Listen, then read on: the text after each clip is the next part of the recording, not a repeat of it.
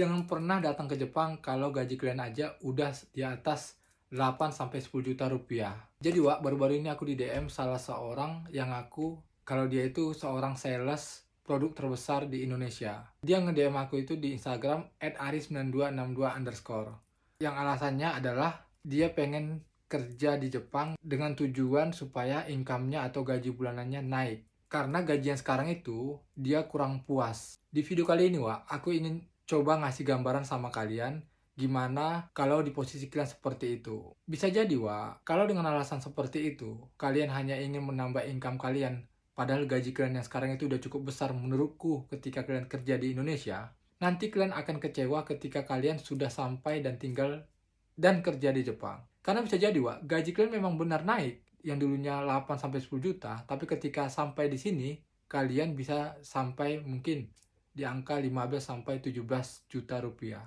Tapi kalau aku menilai hal itu dengan resiko yang kalian dapatkan, misalnya jauh dari keluarga, karir yang udah kalian bangun selama ini kalian tinggalkan gitu aja dan membangun karir baru di Jepang, dan usaha yang kalian lakukan itu Wak, ketika kalian ingin ke Jepang itu ya lumayan sulit, yang mana kalau kalian mulai dari magang otomatis kalian harus menghabiskan waktu kurang lebih 6 bulan sampai 1 tahun untuk proses dari awal sampai berangkat ke Jepang. Dan magang ini juga butuh biaya.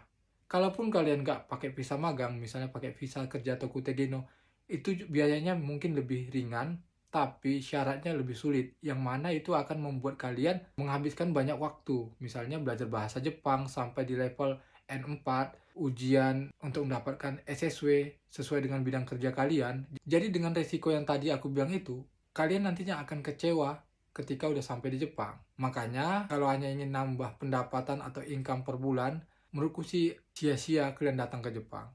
Kalau kalian memang punya gaji 8 sampai 10 juta per bulan ketika kerja di Indonesia. Kita bicara ini gaji bersih ya Wak ya, dan aku anggap itu yang dia bilang itu adalah gaji bersih.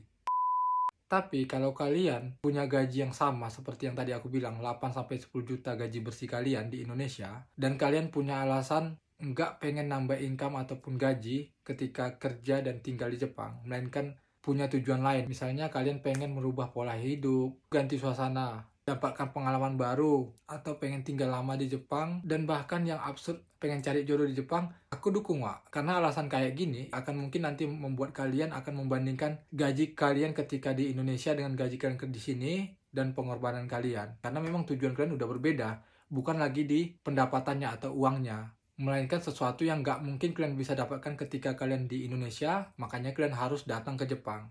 Itu benar. Tapi kalau hanya sekedar ingin menambah income, kalian harus datang ke Jepang, sementara gaji kalian udah 8 sampai 10 juta rupiah di Indonesia, menurutku sih hal yang sia-sia, yang nantinya membuat kalian nggak semangat untuk menjalani hari-hari kalian di sini.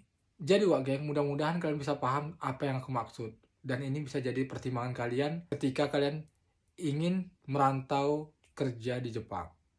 Oke, oke, gua Ari cabut dulu. Ciao.